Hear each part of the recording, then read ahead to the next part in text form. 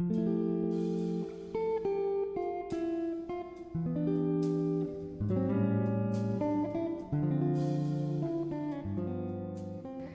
Baranek du Château, peintre et céramiste.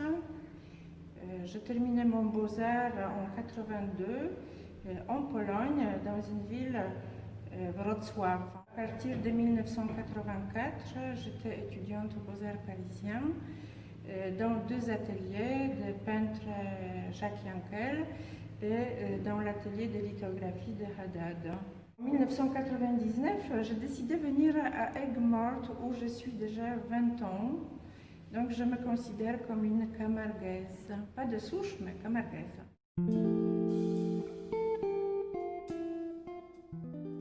Il faudrait dire que l'environnement, c'est la trésorerie de l'artiste, de peintre. C'est très important avoir un contact absolu avec l'environnement.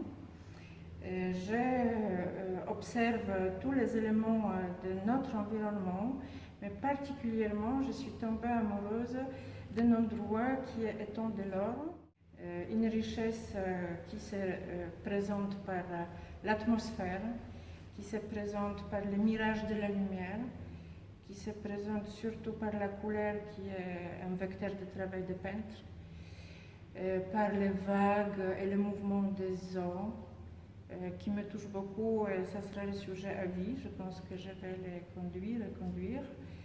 Les barques qui nous donnent la sérénité de flotter, de se retrouver, d'un équilibre. Les éléments de la pêche, donc les petites tiges qui marquent le territoire de la pêche. Et à la ligne d'horizon, les pics Saint-Lô, les pics, la montagne qui est une montagne philosophale. Cézanne, il avait sa Sainte Victoire. Georgia O'Keeffe, elle avait aussi sa grande montagne un petit peu coupée. Le sommet, il a disparu. Et moi, je me suis donné mon pic Saint-Lô.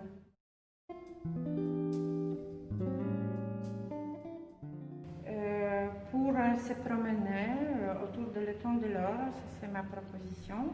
Ça c'est ma proposition poétique, parce que je considère que chacun vit des émotions face à la beauté.